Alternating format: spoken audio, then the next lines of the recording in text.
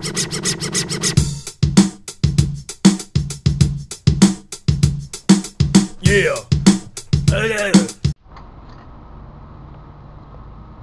Cat scratch fever.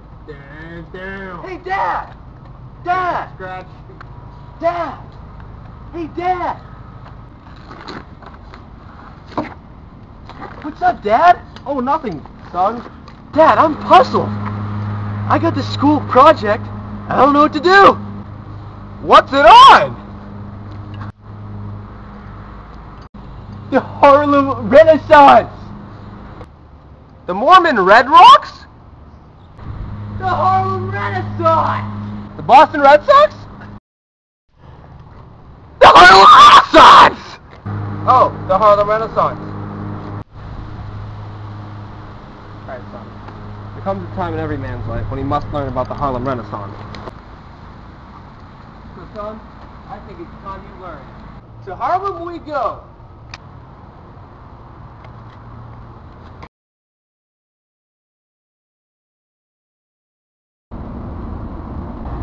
Someone change our clothes?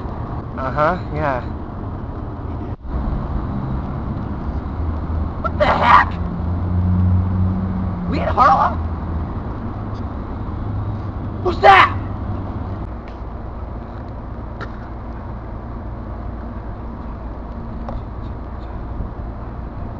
Hello!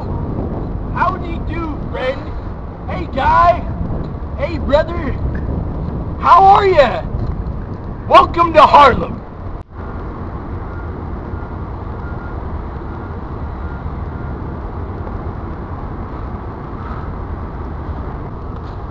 Who are you, mister?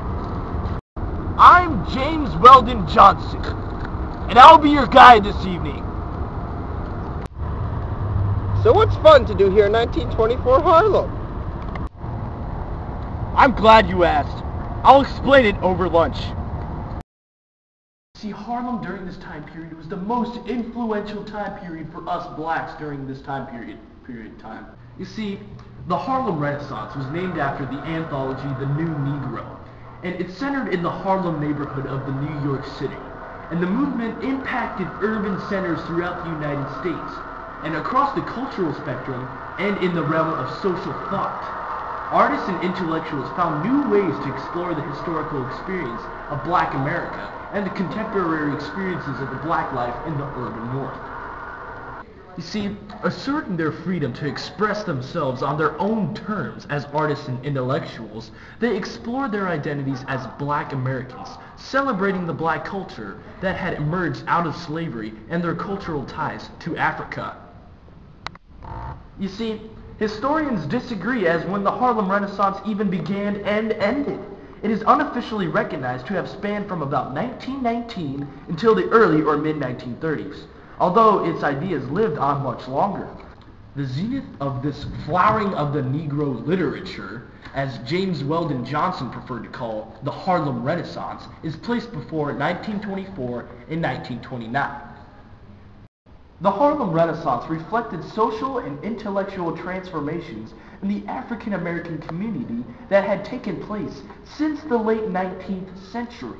By the turn of the 20th century, the African American community had established a middle class, especially in the cities. And Harlem, located in New York City, became the center of this expanding Black middle class in the 19th century. African American literature and arts had begun a steady development just before the turn of the century. In the performing arts, Black musical theater featured such accomplished artists as songwriter Bob Cole and composer J. Rosamond Johnson.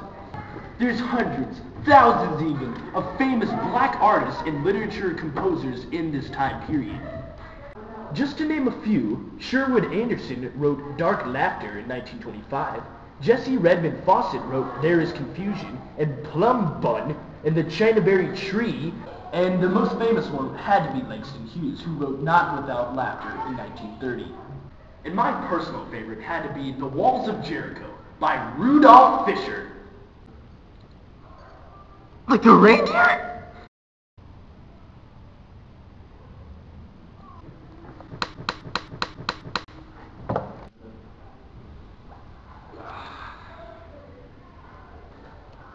Holy Plum Bun Circus! Do you see who that is?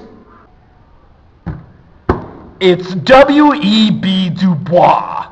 W.E.B., how are you, guy? Come sit down with us. Eat lunch, huh?